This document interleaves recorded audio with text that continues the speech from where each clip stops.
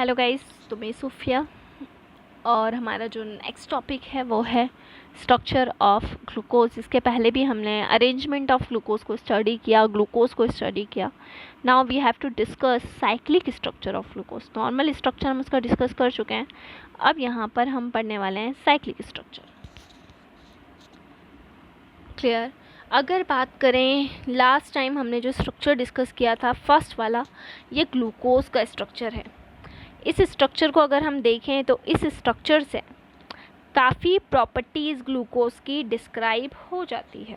इस स्ट्रक्चर को देखने पर ग्लूकोज की काफ़ी प्रॉपर्टीज़ को हम डिस्कस कर सकते हैं। बट कुछ फैक्ट है, कुछ रिएक्शन के फैक्ट हैं जो इस स्ट्रक्चर से हम एक्सप्लेन नहीं कर सकते। जैसे फर्स्ट फैक्ट, एल्डिहाइड ग्रुप इसमें प्रेजेंट है, बट उसके बाद भी ग्लूकोज स्किफ्स टेस्ट नहीं देता है।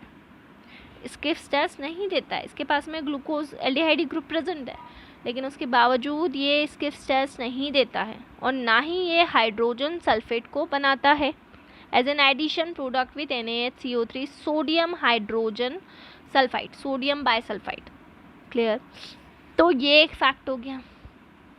सेकेंड फैक्ट की अगर हम यहाँ पर बात करें, दूसरा हमारा फैक्ट है कि पेंटा एसीटेट ऑफ ग्लूकोज, जो पेंटा एसीटेट होते हैं ग्लूकोज के, वो हाइड्रोक्सिल अमाइन से रिएक्ट नहीं करते। ठीक है, जिससे ये इंडिकेट होता है कि यहाँ पर CHO ग्रुप, जो फ्री CHO ग्रुप है, उसकी एब्सेंस है। क्लियर? जो फ्री CHO ग्रुप हम ऊपर पढ़ते हुए आ रहे हैं उसकी एब्सेंस है, क्योंकि जो पेंटा एसीटेट ग्लूकोज का है वो हाइड्रोक्सिल अमाइन से रिएक्शन नहीं कर रहा। अगर होता तो करता।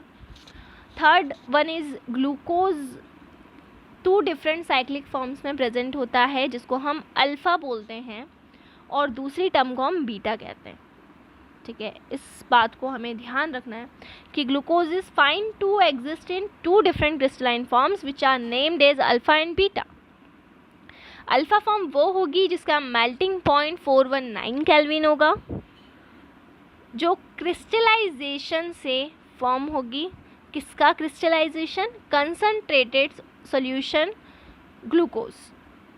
इसका जब हम क्रिस्टलाइजेशन करेंगे 303 केल्विन टेम्परेचर के ऊपर, तो इस क्रिस्टलाइजेशन पर हमें अल्फा फॉर्म मिलती है जिसका मेल्टिंग पॉइंट होता है 419 केल्विन। बीटा फॉर्म की अगर हम बात करें तो इसका मेल्टिंग पॉइंट होगा 423 केल्विन और ये ऑब्टेन होता है hot and saturated aqueous solution से 371 केल्विन पर। Hot and saturated aqueous solution से हम इसे 371 केल्विन टेम्परेचर पर क्रिस्टलाइजेशन करके फॉर्म करते हैं बीटा फॉर्म को, जिसका मेल्टिंग पॉइंट 423 केल्विन होता है। इस बिहेवियर को ओपन चेन स्ट्रक्चर, जो फर्स्ट स्ट्रक्चर, ये वाला स्ट्रक्चर फर्स्ट स्ट्रक्चर, इससे एक्सप्लेन नहीं किया गया। ठीक है, क्लियर? और इसके बाद में ये प्रपोज किया गया कि जो OH ग्रुप होता है, 1 OH ग्रुप, वो CHO ग्रुप से ऐड होता है और CHO ग्रुप से ऐड होके ये साइक्लिक हेमी एसिटल स्ट्रक्चर बनाएगा, क्योंकि अभी तक CHO फ्री फॉर्म में था, लेकिन अब CHO के साथ में कौन जुड़ गया है? OH जुड़ गया है। इसके अलावा हम ये देखते हैं कि ग्लूकोज 6 मेंबर रिंग बनाता है, जिसमें OH C5 पोजीशन पे इन्वॉल्व होता है रिंग फॉर्मेशन के अंदर। इससे CHO ग्रुप की एब्सेंस का पता चलता है और हमें 2 फॉर्म्स मिलते हैं। ये दोनों फॉर्म एक दूसरे से इक्विलिब्रियम पे होते हैं ओपन स्ट्रक्चर के अंदर। देखिए, ये अल्फा फॉर्म है और ये बीटा फॉर्म है। यहाँ पर देखा जा सकता है कि CHO ग्रुप के साथ OH ग्रुप अटैच है, बाकी नीचे का अरेंजमेंट। एंड सेकंड में भी सेकंड फॉर्म जो है वो भी ये हमारा मिडिल वाला जो ये फर्स्ट हमारा स्ट्रक्चर है जो हमने ऊपर डिस्कस किया था, इसमें कोई OH फॉर्म नहीं है और ये हमारा अल्फा स्ट्रक्चर और ये बीटा स्ट्रक्चर, और ये दोनों ही इक्विलिब्रियम में है ओपन स्ट्रक्चर के साथ में। हाँ, अल्फा स्ट्रक्चर बीटा स्ट्रक्चर को अगर कंपेयर करें तो ऊपर देखा जा सकता है कि OH ग्रुप की पोजीशन चेंज है दोनों में। क्लियर। बाकी नीचे कोई चेंज नहीं है, बस ऊपर वाली पोजीशन OH ग्रुप की एक जगह पे राइट साइड पे है और एक जगह पे कौन सी साइड पे, लेफ्ट साइड पे। तो ये दोनों पोजीशन में थोड़ा सा चेंज किया गया है, ठीक है।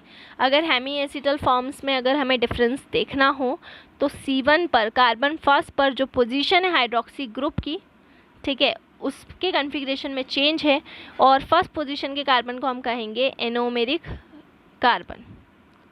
क्लियर।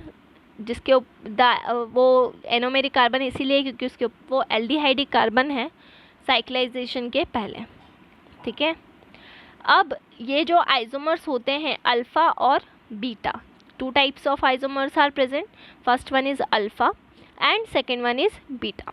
ये दोनों आइसोमर्स को हम एनोमर्स कहते हैं, दोनों आइसोमर्स को एनोमर्स बोला जाता है।